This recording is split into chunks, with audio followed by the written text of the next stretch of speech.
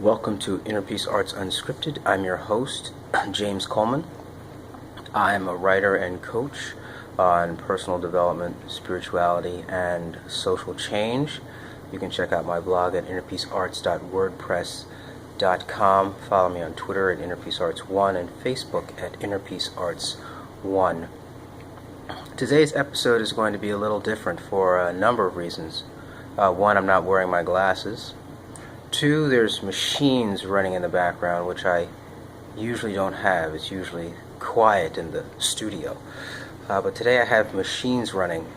And that's because the subject today is about, leadership and unity in the African American community and its implications worldwide, I guess. The reason for not wearing the glasses is because it's about a kind of a new seeing clearly that's going to be needed. People send around these videos on Facebook about how disunified the African American community is and how we need unity and blah blah blah blah blah. Right? I have many conversations with people about this and hear the same thing, and there is no action. No action is taken at all. So that means there's clearly a misunderstanding about how the world works, right? To say that there's a problem and not to put any action to it basically means that you're fine with the problem. Whatever fine means and whatever price fine pays, whatever price you have to pay for fine, that's what you're willing to pay. I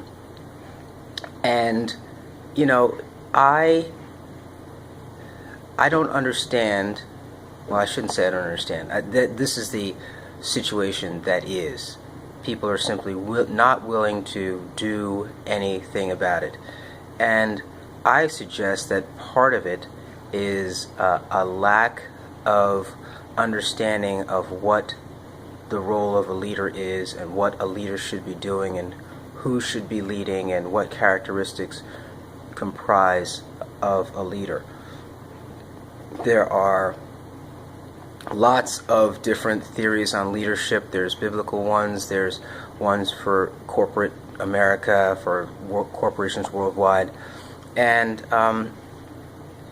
I would suggest that the proletariat, right? The underclass, the working class, the non-capital class, the workers, the slaves, however you want to call it, don't really understand how leadership works.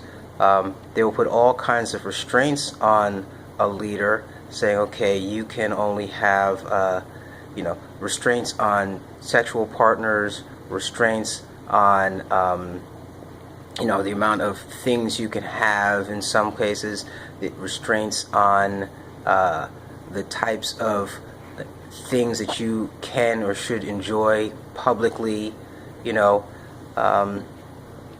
all of these things which I am starting to see as irrelevant. What if somebody has the ideas that can bring about change, and there's a recognition of the power of the idea, that's what should be recognized. And if that person gets special toys for having the ideas, well then fine, whatever. Which do you think, which makes more sense? To have a leader with special toys who frees millions of people, or to consistently knock people down because they don't fit a picture of leadership even though they have the tools to do so? I don't know, just doesn't seem to make sense to me. And it's hard enough to find a person with the ideas, let alone find a person with the ideas and this long string of other characteristics that they're supposed to have.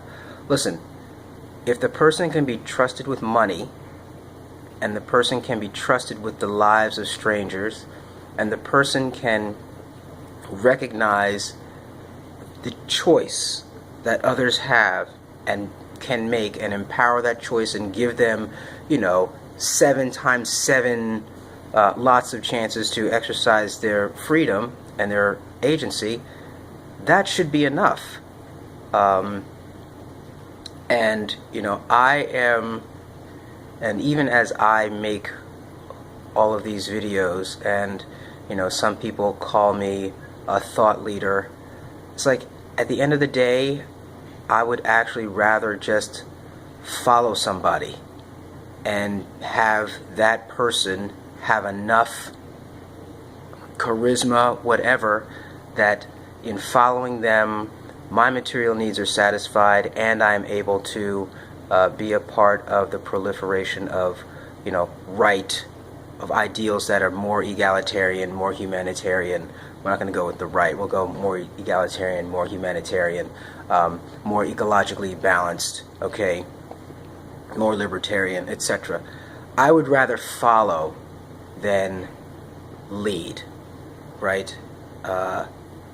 So I'm not saying this to set myself up as a leader, as some might think, but the truth of the matter is, there is a leadership gap, and the leadership gap is, I'm saying, a result of the people, because the people must accept a leader.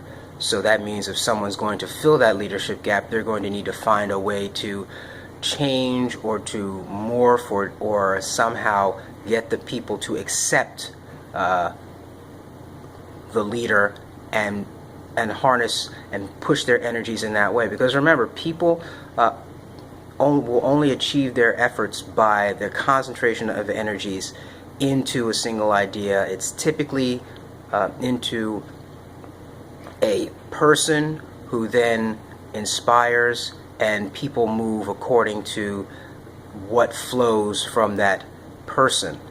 And in particular, getting back to the African American community, there isn't that, because I don't know why. I mean, there's people that have, academics that have studied African American studies and will have, books of reasons. And I don't care. I shouldn't say this. I mean, I do care about the reasons, but I think the bottom line is that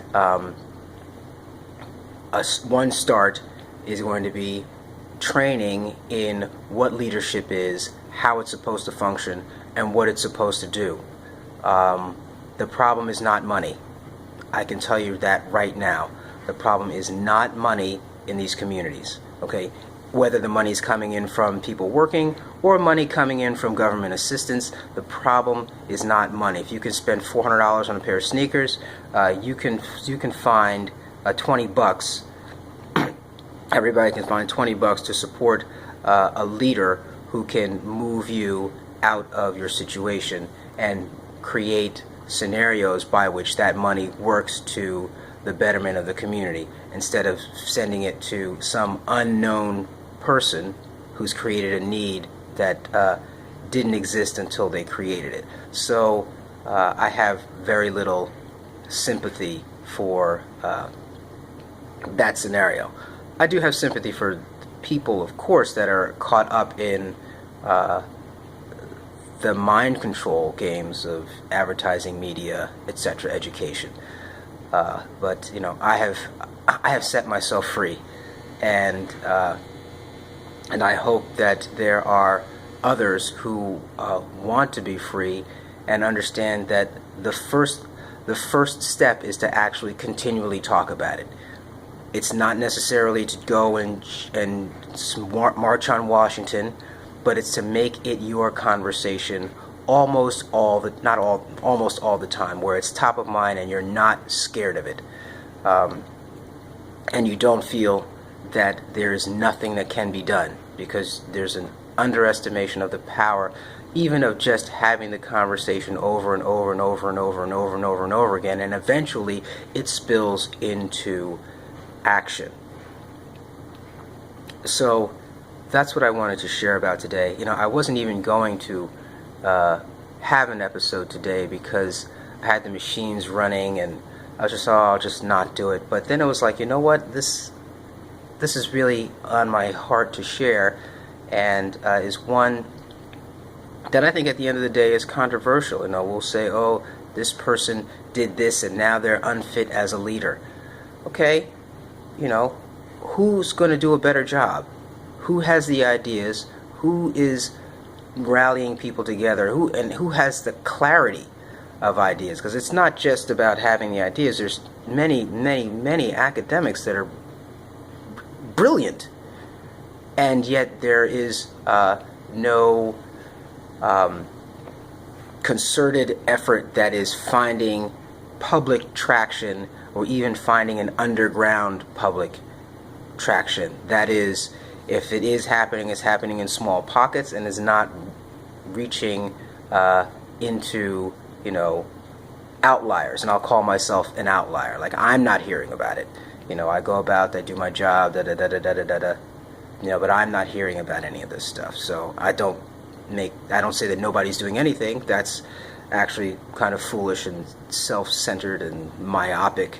So I know that there are others doing anything, but where is the coordination of those efforts? Because it's only by agreement that a group can take down another group, and that you have to have not only the will to take down the other group, but then the will to not set up the same types of problems that the other group set up. I went a little long today, but you get my point. Maybe I'll have more on what rebellion looks like. But I hope this was inspiring to some of you to send some different messages on Facebook, and to find somebody, something to promote, not just complain about the state of affairs. What are you doing? What are you willing to do about it? What are you willing to sacrifice? And if you're not willing to sacrifice, stop sending viral videos. Okay? If you're not willing to do anything, just stop it.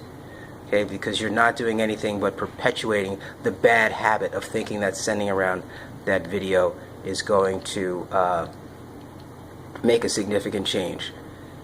Send the video and point to some person, some institution, some group, somebody who is attempting to do something more than send around videos. So the sending around of the video itself is not bad. I'm not saying that. But the thinking that your comment through the video is sufficient, that's what I'm complaining about. And again, if the African American community can fix themselves, I think they would be a powerful force to change the world, because they would have overcome some extremely difficult odds that I don't think any other community has really faced in the same way. And the people are very resilient. That's what I have to share today. I'm James Coleman, Inner Peace Artist. Write me at innerpeacearts at protonmail.com. This has been another episode of Inner Peace Arts Unscripted, and of course, I hope that you've been motivated to do something different. Yavarechecha Adonai v'yishmerecha v'yishmerecha. Ya'er Adonai panav elecha v'choneka. Yisa Adonai panav elecha v'yasem lecha shalom. Have a great day.